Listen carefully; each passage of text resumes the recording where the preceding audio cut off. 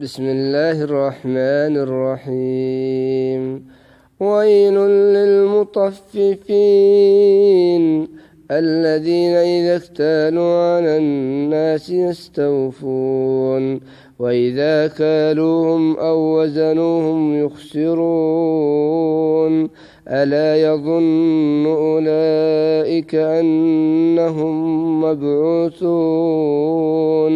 ليوم عظيم يوم يقوم الناس لرب العالمين كلا إن كتاب الفجار لفي سجين وما أدراك ما سجين كتاب مرقوم ويل يومئذ للمكذبين الذين يكذبون بيوم الدين وما يكذب به إلا كل معتد أثيم إذا تتلى عليه آياتنا قال أساطير الأولين كلا بل ران على قلوبهم ما كانوا يكسبون كلا إنهم عن ربهم يومئذ لمحجوبون ثم إنهم لصال الجحيم ثم يقال هذا الذي كنتم به تكذبون كلا إن كتاب الأبرار لفي علين وما أدراك ما عليون كتاب مرقوم يشهده المقربون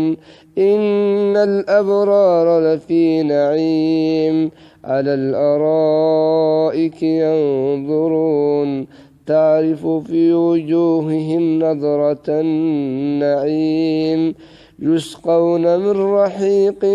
مختوم ختامه مسك وفي ذلك فليتنافس المتنافسون ومزاجه من تسنيم عينا يشرب بها المقربون إن الذين أجرموا كانوا من الذين آمنوا يضحكون وإذا مروا بهم يتغامزون وإذا انقلبوا إلى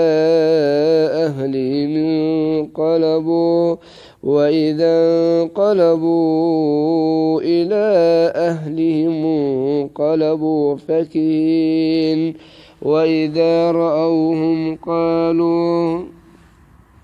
وإذا رأوهم قالوا إن هؤلاء لضالون وما أرسلوا عليهم حافظين فاليوم الذين آمنوا من الكفار يضحكون على الأرائك ينظرون هل ثوب الكفار ما كانوا يفعلون.